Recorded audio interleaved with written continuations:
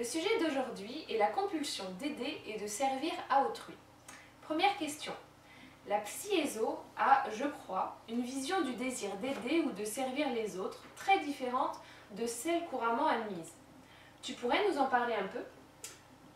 Oui, normalement, on place les choses de tout ce qui est service, tout ce qui est la générosité envers les autres, le fait de se proposer pour aider, pour donner un coup de main, etc. C'est toujours été quelque chose de recherché par ceux qui avaient besoin d'aide. Et apparemment, maintenant, ça a l'air d'être encore plus recherché par ceux qui ont besoin d'aider. Donc c'est vrai que la psy-ESO ne voit pas les choses de la même façon. On pourrait penser qu'une personne qui se précipite pour nous aider est une personne qui est agréable, qui est sympathique, qui est pleine de qualité, qui a une valeur humaine extraordinaire. Bon. Mais justement, on est à l'époque où la problématique de notre époque, qui concerne au moins 8 personnes sur 10, pour ne pas dire mieux, c'est le manque de valeur, le manque du sentiment de la valeur personnelle. Donc des gens qui se précipitent pour aider sont peut-être des gens qui ont besoin que l'on dise d'eux, qui sont là quand on a besoin d'eux, qui sont là pour aider, etc. Donc c'est ce qu'on appelle en psy-ESO la compulsion à aider et à servir son prochain. Alors pourquoi compulsion? Que veut dire le mot compulsion déjà? Compulsion, c'est être poussé à. Quand on compulse, c'est qu'on a une pulsion, c'est avec pulsion, ça veut dire. Donc ça veut dire que nous ne sommes pas libres d'agir, nous sommes poussés, nous nous sentons obligés. La compulsion, généralement, c'est ça. La compulsion à aider son prochain, c'est le fait d'avoir un terrible besoin d'aider les autres, une envie de les aider, et donc nécessairement, quand on s'intéresse un petit peu à la psychologie, et je rappelle que la psy-ESO, la psychologie ésotérique, ne concerne que ceux qui ont une recherche spirituelle ou ésotérique, donc elle est là pour étudier le comportement des gens, et pour essayer d'expliquer pourquoi ils se comportent comme ils se comportent, et essayer de trouver des solutions à leurs problèmes. Bon. Généralement, cette problématique, elle peut être réglée uniquement si on l'accepte. Si on dit « Ah mais non, moi j'ai pas de problème », c'est sûr qu'on ne peut pas aider une personne qui ne veut pas l'être. Parce que pour aider une personne à ce niveau-là, pour lui expliquer pourquoi elle a tel problème, tel schéma mentaux, etc., bon, ben, si elle n'est pas ouverte à l'aide, et si elle n'est pas ouverte au fait de reconnaître qu'elle a un problème, bon, ben, c'est sûr qu'on ne pourra pas l'aider, puisque si elle n'est pas malade, il n'y aura pas besoin de faire appel à une médication.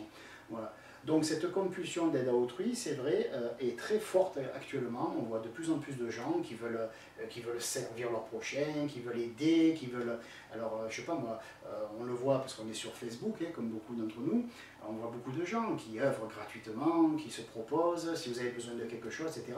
Je ne dis pas que c'est nécessairement mauvais, je dis qu'on est quand même un peu plus... Il serait un peu plus logique qu'une personne qui propose son aide fasse comme ça a toujours été le cas. Bon, ben, il y a celui qui propose son aide pour faire une table, ben, c'est un menuisier, mais la table, une fois qu'il l'a faite, il va falloir la payer, parce qu'il aura plaisir à faire son travail, mais ce plaisir, il va falloir aussi le récompenser parce qu'il va falloir qu'il mange. Mais une personne qui passerait sa journée à aider les autres, qui serait toujours dans l'attente d'aider, et donc on ait besoin de son aide, est une personne qui, à mon avis, a quelque chose à régler, et je pense qu'elle devrait commencer par l'aide la plus urgente qui soit. Pourquoi ce désir, voire ce besoin d'aider? Alors, l'origine de la compulsion à servir et à aider son prochain, elle est relativement simple. Elle est simple si on l'explique. Nous savons, enfin la plupart de nos vidéo-auditeurs savent que ce que nous enseignons en psy-ESO, c'est qu'il y a la personnalité, nous, et au-dessus de nous, il y a le soi. Bon. Le soi a envoyé une extension sur Terre, c'est-à-dire nous, il a envoyé cette extension, qui est devenue une personnalité, et il la mandate, et il lui demande de réaliser certaines choses. Bon. De même qu'on a besoin de mettre de l'essence dans une voiture pour qu'elle fonctionne, nous avons également besoin d'énergie pour pouvoir remplir notre mission terrestre. Nous sommes venus pour une raison précise, que cette mission prenne 1 an de notre vie, 10 ans ou toute notre existence, ce qui est déjà beaucoup plus rare. Et on aura besoin d'énergie, on a besoin d'avoir de la volonté, d'être encouragé, etc. Donc on va dire que régulièrement, le soi regarde où nous en sommes et il dit voilà, bon elle a fait ça, ah tiens elle n'a pas encore rempli sa mission, pourquoi? Ah oui, elle a une faiblesse ici, je vais essayer de l'aider à régler cette faiblesse. Alors, le soi envoie de l'énergie, et cette énergie est faite pour nous aider, et s'aider à enlever nos problèmes, nos programmations, nos schémas, nos limites, nos barrières mentales, faire s'effondrer les murs dans notre intellect, etc. Les choses évidentes pour évoluer, on n'évolue pas en restant dans notre coin, en ayant peur de son prochain. Donc le soi sait très bien quelles sont nos limites, non pas nécessairement nos défauts, mais nos faiblesses, nos limites. Alors il nous envoie de l'énergie pour que nous apprenions à avoir moins peur des autres, si c'est le cas, pour que nous réussissions par exemple à dépasser une peur, dépasser un doute. Si nous manquons de confiance en nous, bon, ben, il va nous envoyer de l'énergie pour qu'on essaye d'avoir un peu plus confiance en nous. Et d'une manière générale, il va passer notre vie, et non pas la sienne, parce que la sienne est illimitée, il va passer notre vie à nous envoyer de l'énergie avec des informations, il va faire descendre ça dans notre champ énergétique et informationnel, c'est à ça qu'il sert d'ailleurs, entre parenthèses. Donc il va envoyer de l'énergie dans notre champ énergétique et informationnel, il va envoyer des infos dans notre champ informationnel, et il va faire en sorte de nous guider, dans la mesure où nous sommes ouverts à cette guidance, évidemment. Bon. Donc on va partir du principe que les infos, on va les mettre de côté, on va garder juste l'énergie. Voilà comment t'en sortir, voilà l'énergie pour le faire. Ou alors voilà à quel endroit on peut acheter ça, et voilà les sous pour aller l'acheter. Donc notre soi nous envoie de l'énergie, en plus des infos, de quoi faire et comment le faire, et cette énergie doit nous servir à nous réformer. Hein.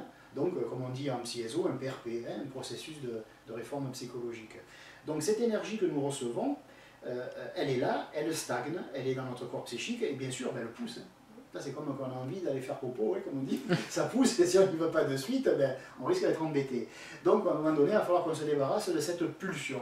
Mais de la même façon, les gens qui ont ce besoin compulsif d'aider leurs prochains, c'est tout simplement des gens qui ne veulent pas travailler sur eux, ils n'ont pas envie.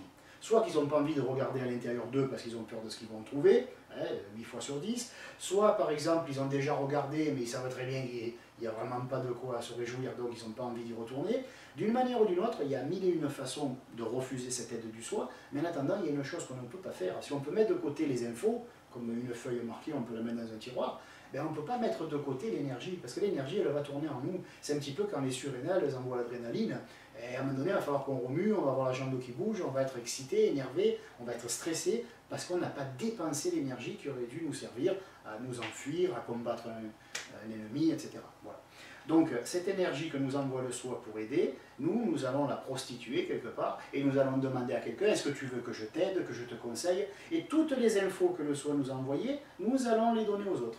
Et toute l'énergie qu'il nous a donnée pour nous en sortir, nous allons la refiler aux autres.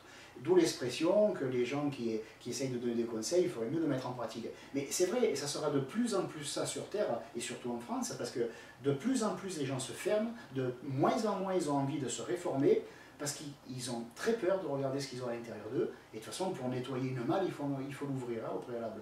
Et eux, ils ne veulent pas ouvrir la malle, parce qu'ils ont peur qu'il y ait un quelconque diable ou Satan qui leur saute au nez, et qui les croque, ou qui leur mange les yeux, ou je ne sais pas quelle autre peur ou superstition. Voilà. Donc c'est ça l'origine de la compulsion à aider. C'est quand une personne reçoit de l'énergie pour s'occuper d'elle, parce qu'elle est venue pour elle, on ne s'incarne pas pour les autres, hein, je suis désolé, donc elle reçoit de l'énergie et des infos pour elle, et ces infos et cette énergie, elle les donne à d'autres, et elle le fait mine d'avoir besoin d'aider. En fait, elle n'a pas le choix. Si elle ne se libère pas de cette énergie, elle va tomber malade. C'est pour ça qu'il y a ce qu'on appelle la compulsion à l'aide à autrui.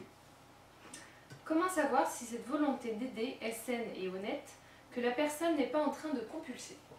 Ben, disons que déjà, rien que la partie compulsée, c'est assez simple. Est-ce que vous vous sentez obligé d'aider les gens?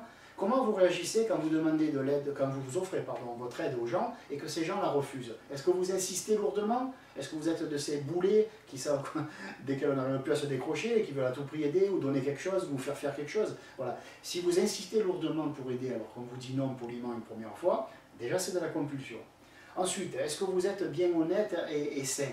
Ben, c'est pas compliqué non plus, il n'y a pas de méthodologie. Vous vous regardez entre quatre yeux, là, vous mettez devant un miroir s'il faut, si vous n'arrivez pas à vous regarder dans l'âme, et vous vous posez la question, est-ce que cette aide que je propose à la personne, est-ce que je me la suis offerte? Je vais donner un conseil, est-ce que ce conseil je le suis? Maintenant, si par exemple vous êtes quelqu'un qui était nerveux, qui a appris à se calmer, qui après enseigne aux autres comment devenir comme lui, là d'accord.